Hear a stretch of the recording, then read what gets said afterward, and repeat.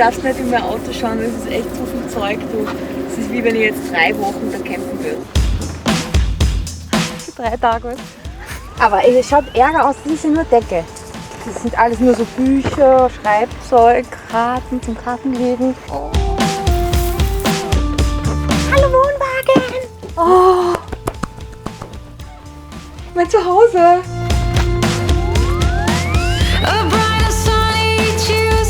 Nur so böse von meinem Campingzeug. Ich liebe ja Campen. Dass man den Wohnwagen nicht dreckig macht, das habe ich extra mitgenommen.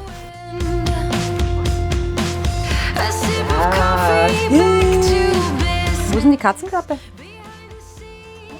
Komm, ist die offen? Nur dass der Handgriff nicht kommt. Na, was? Schauen, ob mein Wasser kocht. Ja, kocht schon. Das geht ja flott dahin. Wenn wir sowas machen. Hater-Kommentare. Ja, das muss echt nicht sein. Öffentlichkeit und das mit den Drogen.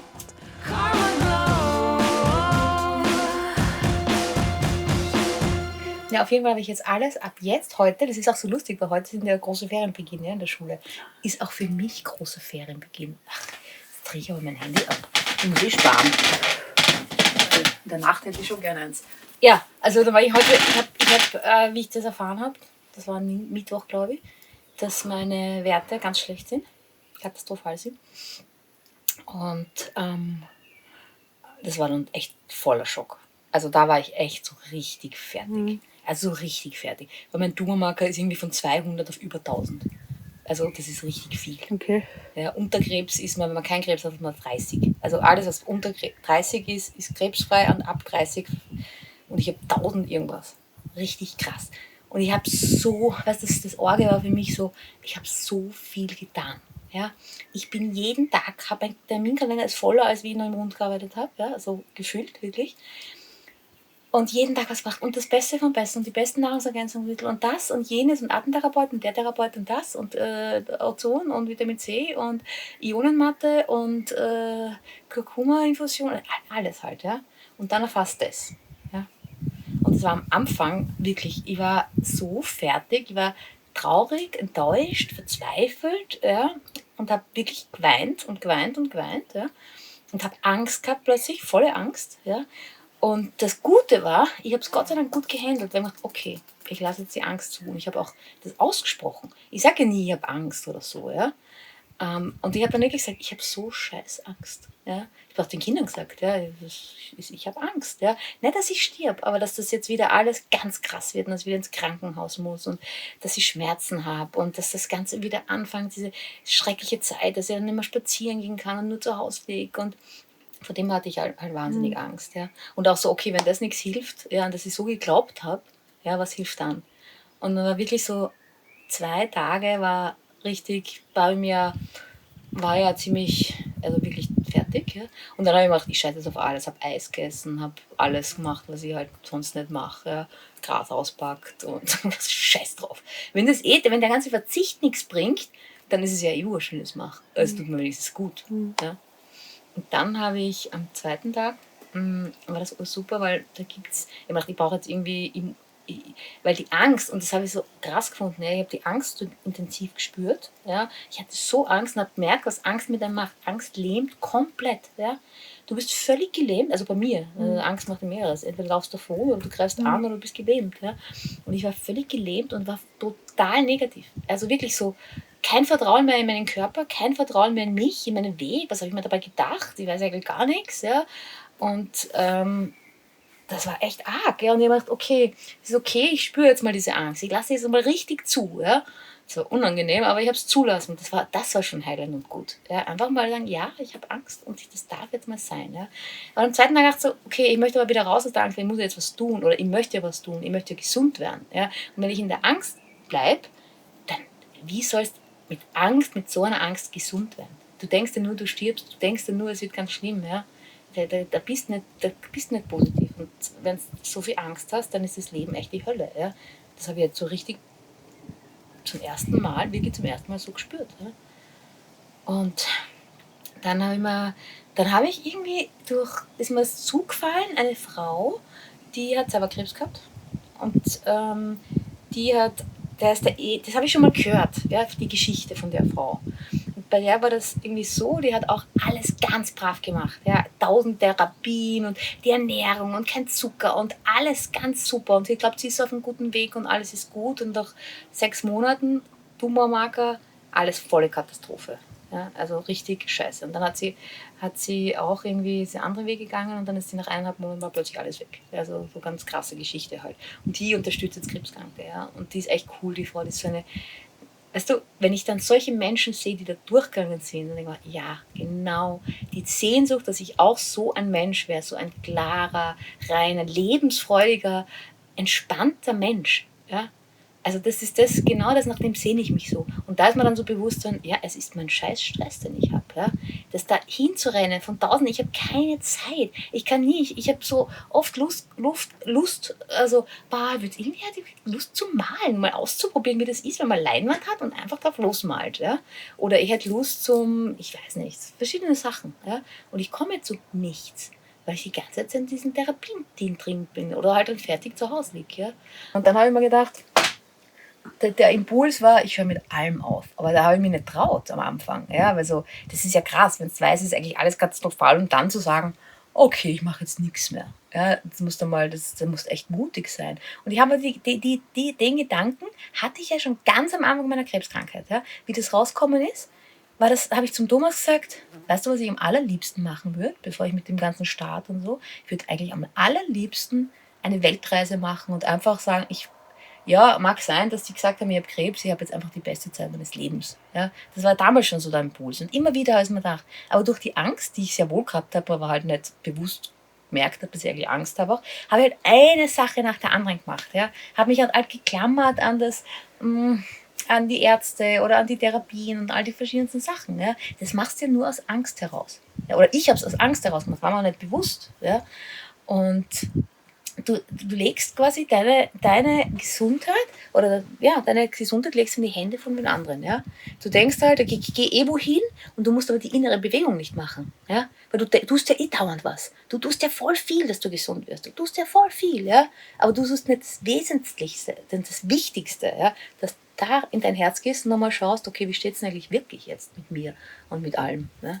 Und deshalb habe ich es dann Gott sei Dank gleich mal am zweiten Tag zum Mittag wieder als Geschenk gesehen, das Ganze, ja, dass ich jetzt so Angst habe, so eine Phase habe, denke ich mir, ja, jetzt ist es so arg, was bleibt mir jetzt noch anders über? Ja, also will ich weiterhin jetzt, ich kann jetzt weiterhin sagen, okay, ich mache das und andere Therapie und die und weiter dieses Ding fahren, ja, oder sage ich so, stopp einmal, ich nehme das jetzt in meine eigenen Hände, ja. Ich habe ja gehört schon, ich höre mir oft Geschichten an von krebskranken Menschen, die eigentlich schon auf 4. Stadium waren und schon auf der Palliativ waren und die dann auch geheilt sich haben, ja, also das gibt's ja viele und ich finde immer, wenn ein Mensch das schon geschafft hat und wenn es nur einer wäre auf der ganzen Welt, ja, dann zeigt es ja, dass es möglich ist. Das zeigt ja, dass es möglich ist. Aber das haben ja schon ganz viele geschafft. Ja. Und dann habe ich gedacht, ja, okay. Dann ist das immer stärker geworden. Und dann habe ich diese Frau, ja, dann habe ich der geschrieben. Ja, und gesagt, ja, weil da kann man auch so, die macht so gratis Meditationen für so eine Gruppe, für Leute, nicht nur Krebsgruppe, sondern halt so Menschen. Und auch, man kann Einzelgespräche mit ihr führen. Ja. Und ich schreibe ja. Und 5 Minuten später schreibt sie mir zurück und dachte, schreibt man nie, die hat so viele Leute und so. Ja, es ist gerade, wie spontan ich bin, es ist gerade ausgefallen und ich könnte um 17 Uhr. Und ich so, ja, super, passt, bin so spontan, ja.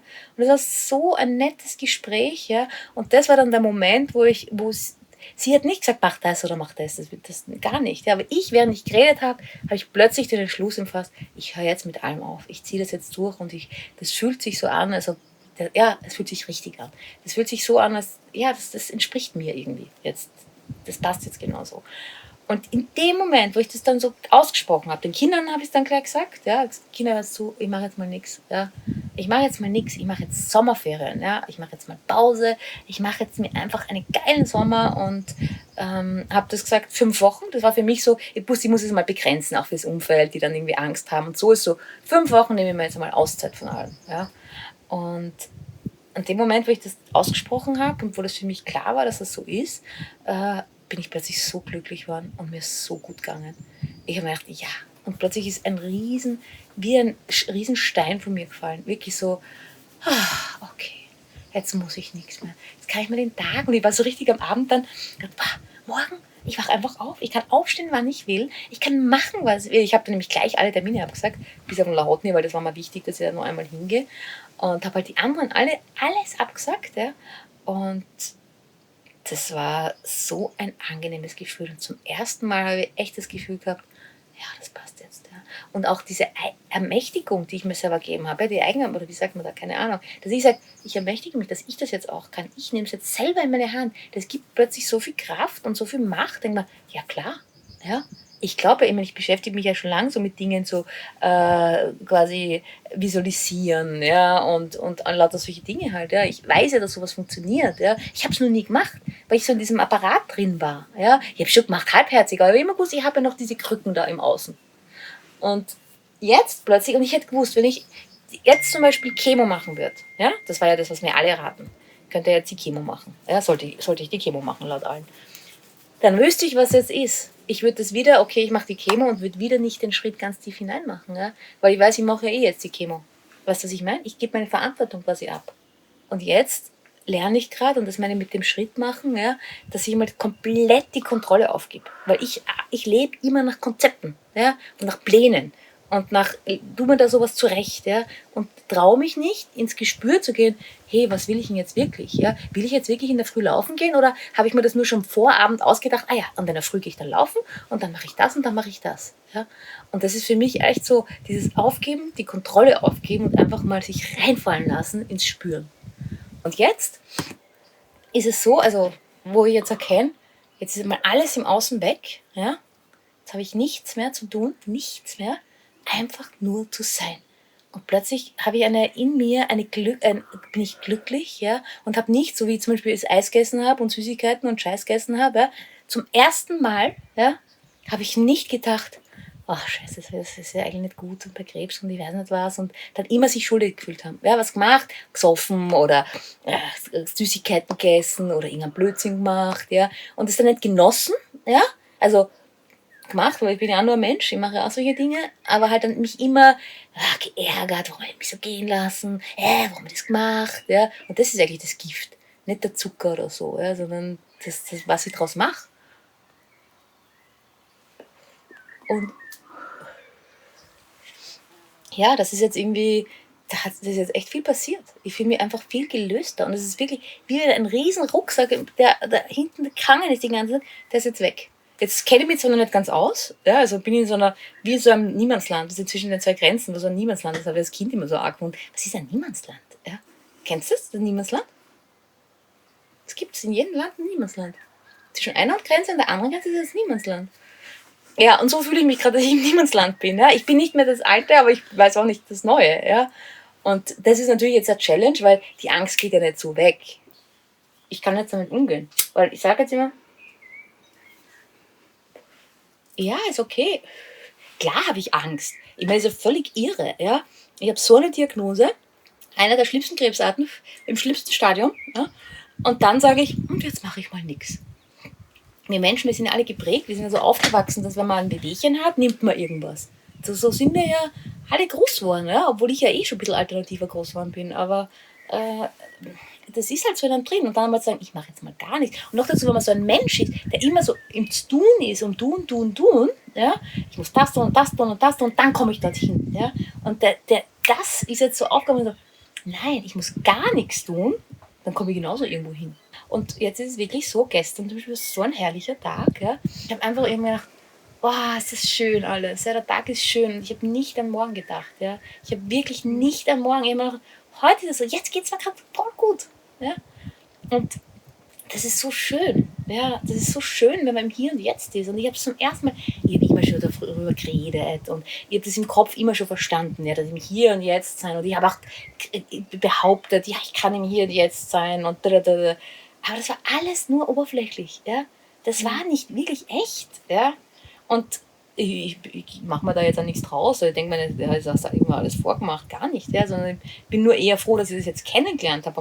Einmal dieses Gefühl von Sein, ja? Und schauen, was passiert. Naja, und dann war halt noch der letzte Schritt, ja, weil das war für mich schon schwer, weil der Lahotny und ich, wir haben ja wirklich eine intensive, enge Beziehung mittlerweile. Und ich schätze ihn sehr und ich mag ihn auch mittlerweile sehr. und er schätzt mich auch. Aber ich wusste, ja, er hat voriges Mal, nämlich am Dienstag, wie das alles das erste Mal hochkommen ist, hat er schon gesagt, so, okay, also die Blutwerte sind so schlecht, jetzt ist höchste Zeit, dass wir was tun, jetzt müssen wir die Chemo machen.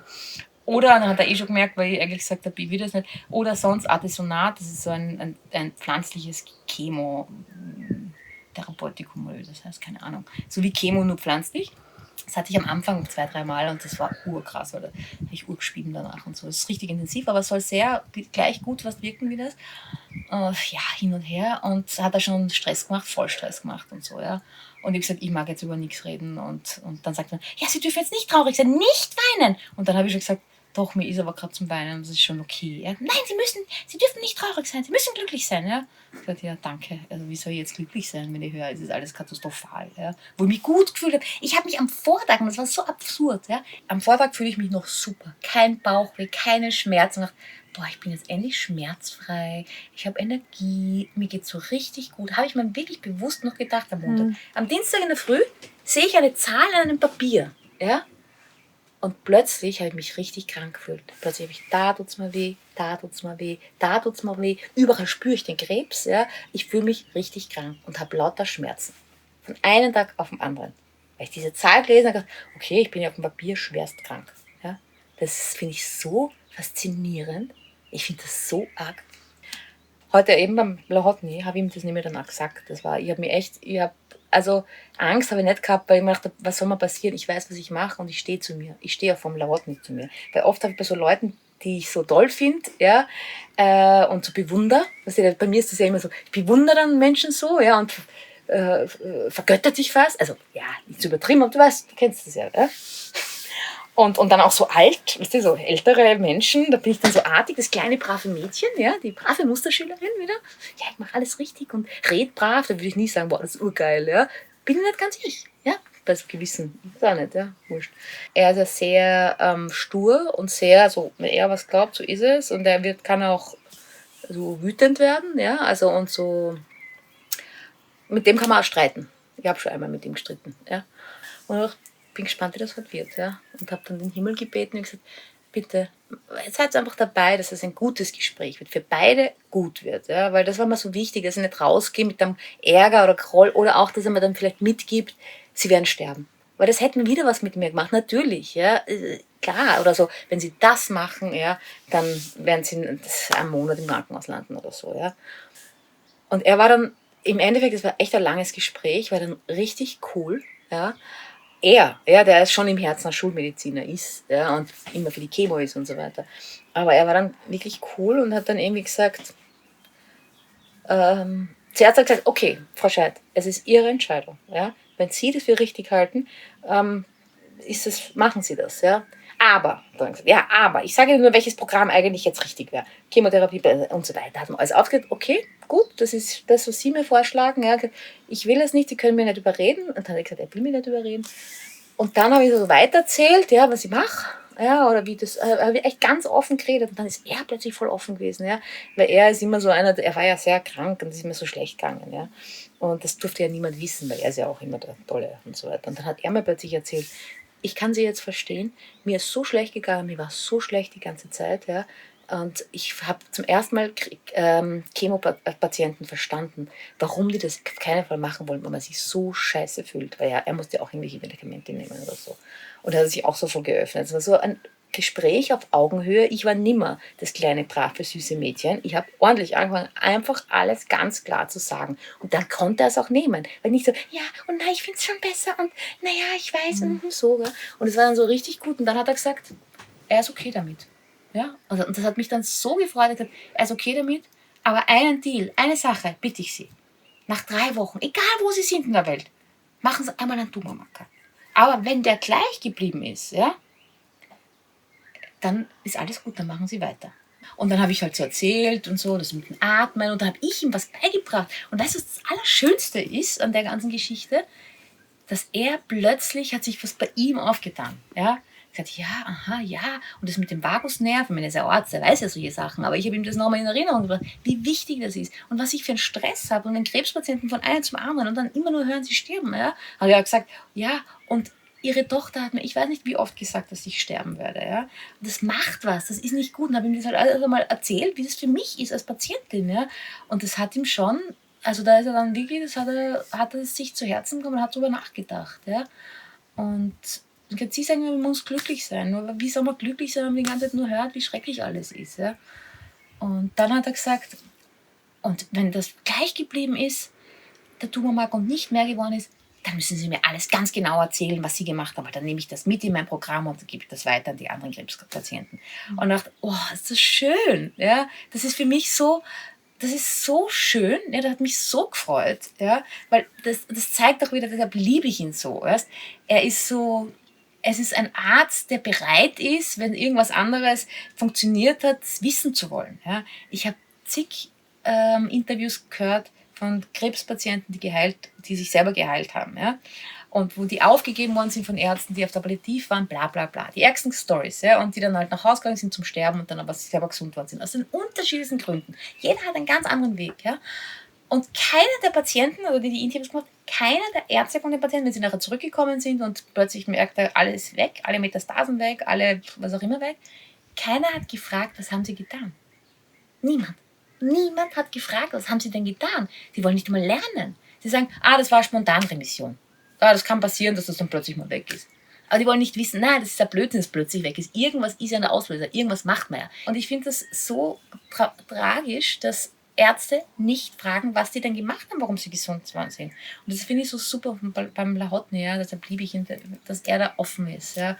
Gesagt, ich möchte es wissen. Ja, ich möchte wissen. Und dann hat er auch ehrlich gesagt, wissen Sie, ich habe ja noch nie, also ich kenne niemanden, der so einen Weg geht, so einen unkonventionellen. Ich habe noch nie einen von meinen Patienten gehabt, der das so macht. Ja?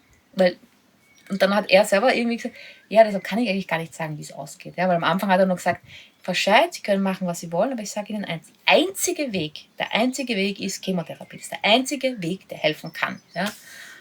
Und dann habe ich gesagt, na, das ist nicht der einzige Weg. Es gibt viele Fälle. Ja? Und das finde ich dann halt schon super von ihm, dass er dann sich so öffnet und dass er das dann wissen will. Ja? Und dass er auch dann selber zugibt, eigentlich weiß er es gar nicht. Ja? Weil niemand von seinen Patienten ist so einen Weg gegangen. Die sind immer den Weg gegangen, was halt, ja, mach das, wo die Ärzte gesagt haben, was jetzt ist. Ja? Und das hat er dann irgendwie erkannt und das habe ich urschön gefunden.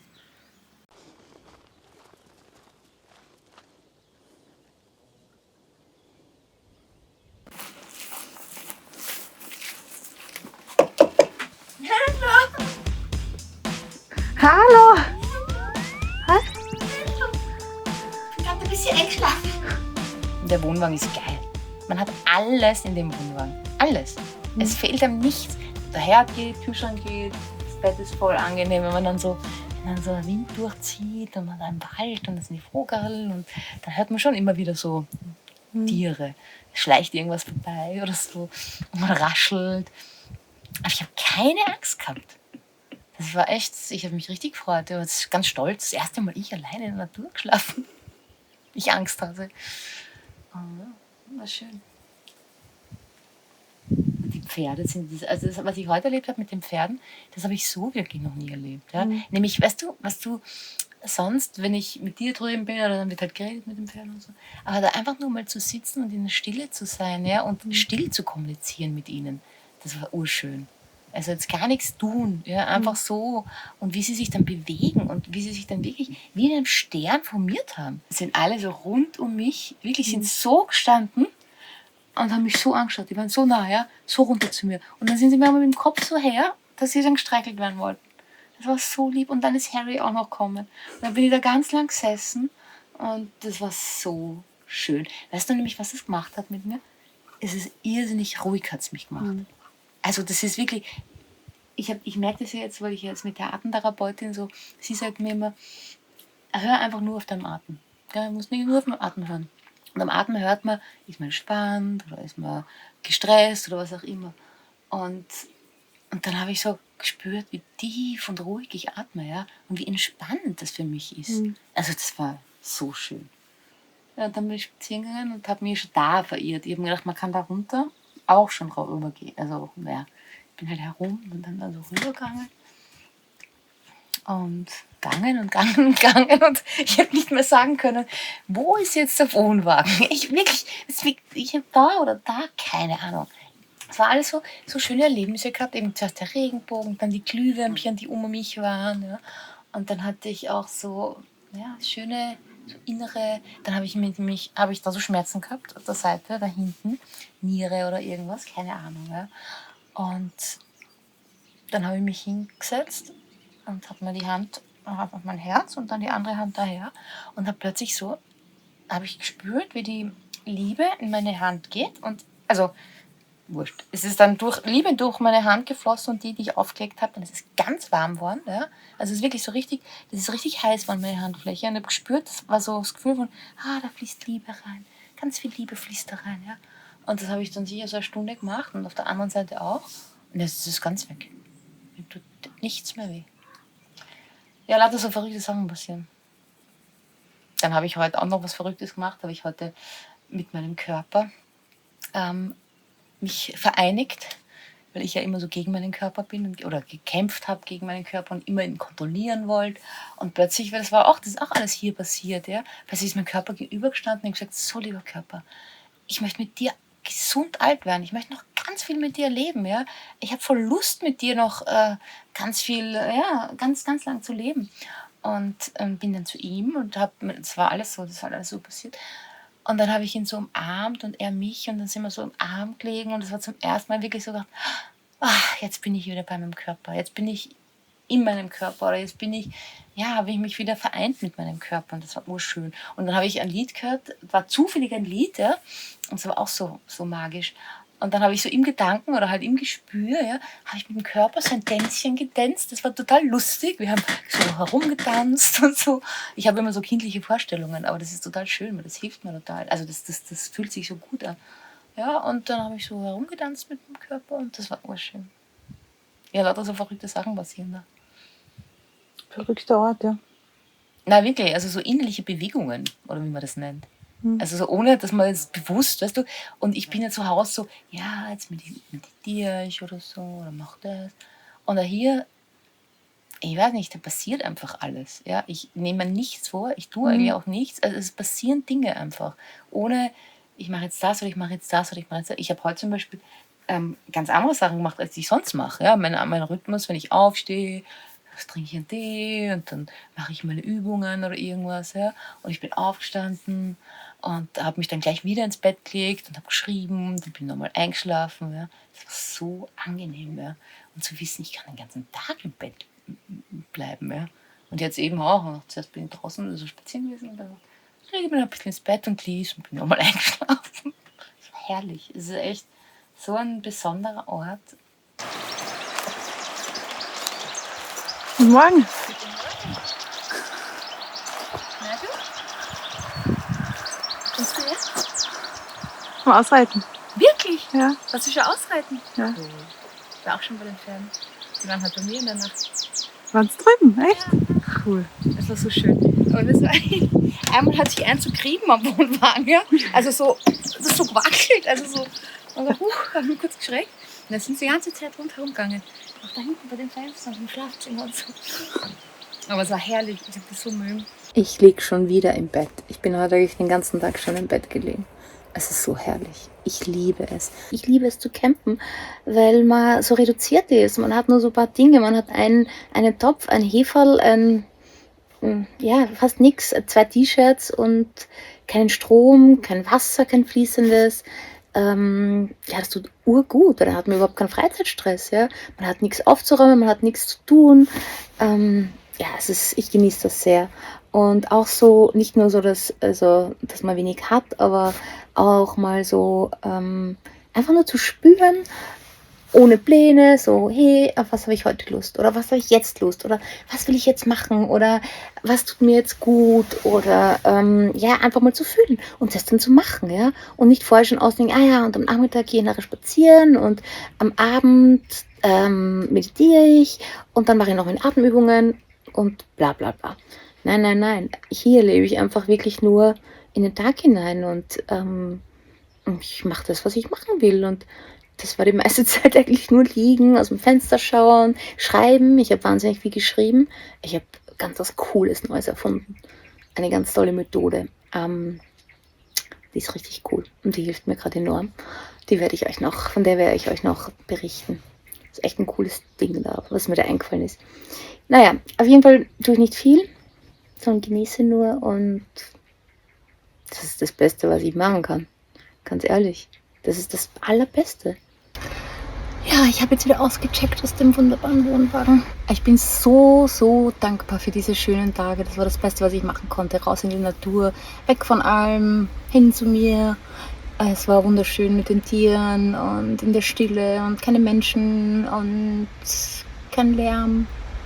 Und ja, ich habe es wirklich sehr genossen und es hat mir ganz schöne Erkenntnisse wieder gebracht. Und ja, ganz beseelt kehre ich jetzt nach Hause und ich werde bald wiederkommen.